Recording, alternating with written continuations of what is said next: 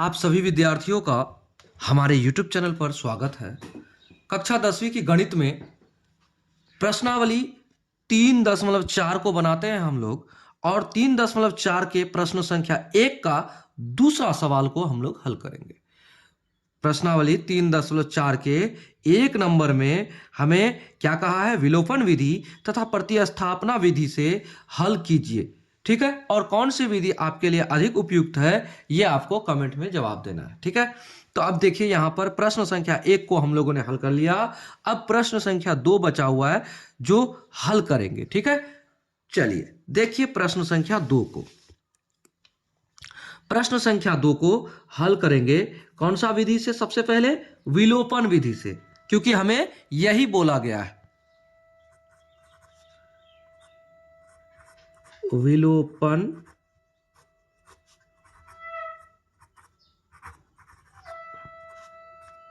विधि से, तो विलोपन विधि से हमें हल करना है जिसमें किसी एक चर को आपको गायब करना है, यानी कि घटाते हुए समाप्त कर देना है।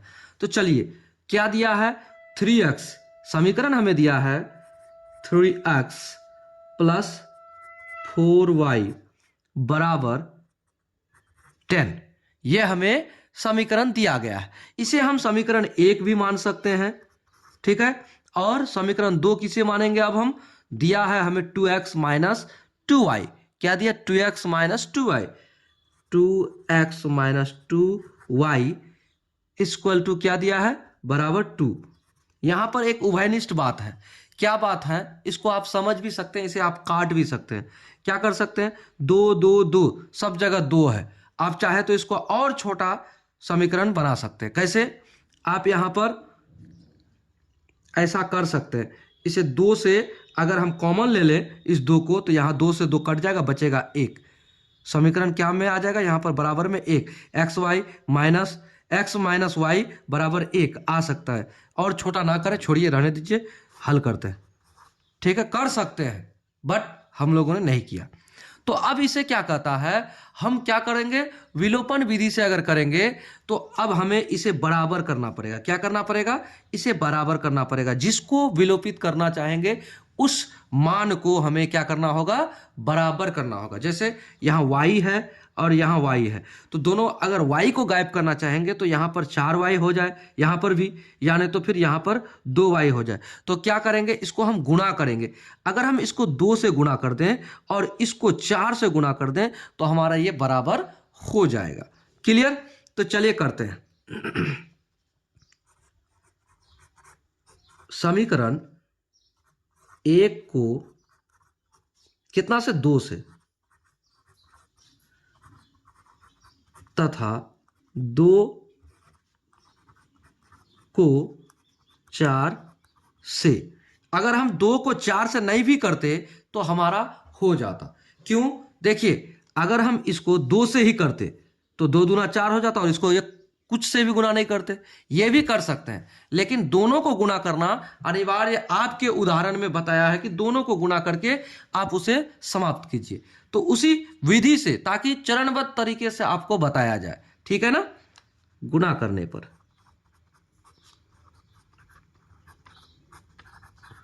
अब समीकरण 1 को 2 से गुणा करना है तो कितना हो जाएगा? देखिए, 2 तिया 6x प्लस 2 चौक 8y, ठीक है, बराबर 10 दूना 20। इतना तो आएगा। अब देखिए, इसको कितना से गुणा करना है? इसको समीकरण 2 को 4 से, इसको 4 से, तो 4 दूना 8x माइनस क्या है? 4 दूना 8y बराबर 4 दूना 8। इतना तो आएगा। अब इसे जोड़िएगा या घटाइएगा, यहां पर आपका चिन्ह पर असर करेगा। देखिए, अगर मान हम जिसको घटाने पर करेंगे या जोड़ने पर करेंगे, वहां देखिए चिन्ह अगर बराबर है, सेम टू सेम है, तो हम क्या करेंगे? घटाएंगे। अगर चिन्ह असमान है, प्लस और वाई के रूप में है, ये प्लस और माइनस के रूप में है, तो आप क्या कीजिए? उसको जोड़ने पर लिख दीजिए, जोड़ने पर। और जोड़ने पर चिन्ह नहीं बदलता है, जोड़ने पर। तो चिन्ह नहीं बदलेगा तो क्या करेंगे, ये 8y कट जाएगा, जोड़ेंगे तो ये हो जाएगा आपका 20 और 8 28, और यहाँ 8 6 14, 14x। क्लियर, यहां तक समझ गए। तो 14x, तो x बराबर क्या हो जाएगा 28/14, और काटिए 14 दूना 28, इसलिए x बराबर 2। हमारा x बराबर क्या निकल गया, 2 निकल गया। अब जब x बराबर 2 निकला तो हम इसे क्या करेंगे, आगे बढ़ेंगे x का मान किसी भी समीकरण में रखने पर। तो लिखते हैं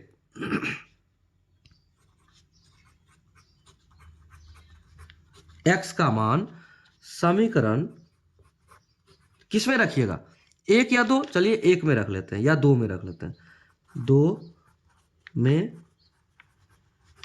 रखने पर, ठीक है। तो समीकरण 2 में रखने पर, समीकरण 2 है 2x माइनस 2y बराबर 2, यही है ना समीकरण 2। तो इसमें क्या, x का मान रखेंगे, तो 2 इंटू एक्स का मान 2 है, माइनस 2y बराबर क्या हो जाएगा 2। तो अब इसको आप हल कीजिए, हल करेंगे तो क्या हो जाएगा 4 माइनस 2y बराबर 2। अब हम क्या करेंगे, इस 4 को बराबर के उस पार अगर ले जाए तो क्या होगा,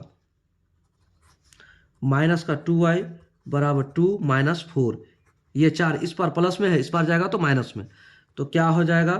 अब देखिए माइनस का 2y बराबर माइनस का 2, क्यों, ये 4 से 2 घटा, ये 4 जो है माइनस में है, तो 4 से 2 घटा तो क्या हो गया -2। अब देखिए ये माइनस कट गया, यानी कि एक माइनस दूसरा माइनस से कट गया। अब हम क्या करेंगे, y बराबर 2/2, तो 2/2 बराबर काटेंगे तो 2 एकम 2, 2 एकम 2 बराबर 1, इसलिए y बराबर 1। तो x बराबर 2 और y बराबर 1, ये हमारा आंसर है। x बराबर 2 और y बराबर 1, ये हमारा आंसर है। तो अब ये हमने हल किया किस विधि से, हमने इसे हल किया विलोपन विधि से, ठीक है, हमने इसे हल किया विलोपन विधि से। क्लियर, यहां तक समझ गए। अब देखिए ये हमारा दोनों आंसर है, लेकिन अब सवाल यह है कि विलोपन विधि से तो हल किया, अब प्रतिस्थापना विधि से हल करेंगे। तो प्रतिस्थापना विधि से हमारा समीकरण क्या है, 3x + 4y बराबर 10। अब प्रतिस्थापना विधि से, प्रतिस्थापना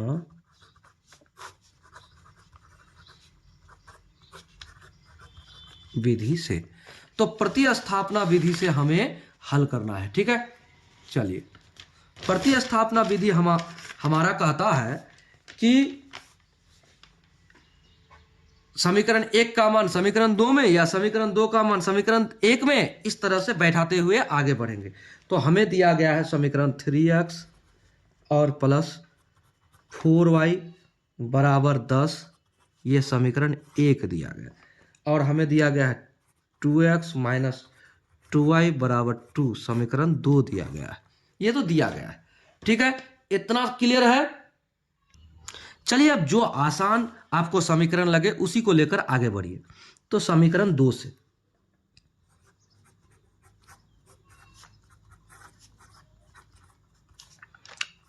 टू एक्स माइनस 2y बराबर 2, यही तो है, तो इसको लेकर आगे बढ़ेंगे। 2x बराबर 2 माइनस नहीं प्लस, ये इस पार जाएगा तो प्लस 2y।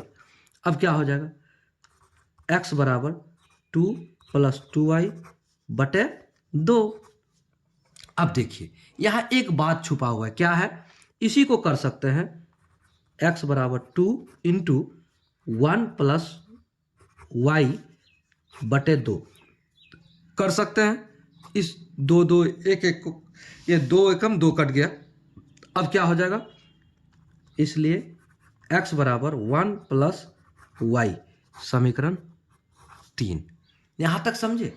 यहां हमने क्या किया, ओनली कॉमन लिया, उभयनिष्ठ लिया। उभयनिष्ठ क्या, 2 एकम 2 और 2 गुना y बराबर 2y, ठीक है, और ये बटे में 2 था तो ये 2 2 कट गया हमारा, ठीक है, यहां तक समझ गए। अब समीकरण 3 जो निकला हमारा, x का मान निकला, इस x का मान किससे निकला, समीकरण 2 से निकला, तो समीकरण 1 में रखिए। x का मान समीकरण 1 में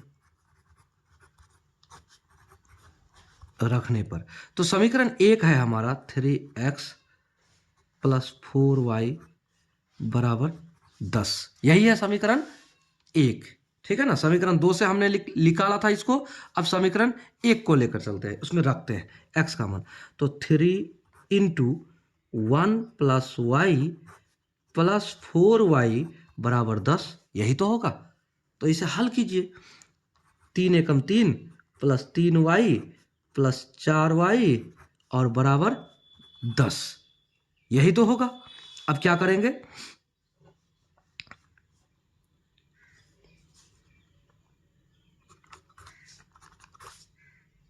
अब हमें इस 3 को इस पार लेके जाना है। ठीक है, और ये 4 3 7, इसको 4 3 7y बराबर इधर हो जाएगा 10 - 3, हो सकता है ना, हो सकता है, आराम से हो सकता है। अब क्या करेंगे, 7y बराबर यहाँ 7, अब देखिए y बराबर 7/7, तो 7/7, 7 एकम 7, 7 एकम 7, तो बराबर आपका y बराबर आया 1। क्या आया y बराबर? y बराबर आया आपका 1। इतना समझ गए कि y बराबर 1 कैसे आया, आपको कट गया यहाँ पर, तो y बराबर 1 आ गया। अब y का मान समीकरण कितना, 3 में रखिए। अब y का मान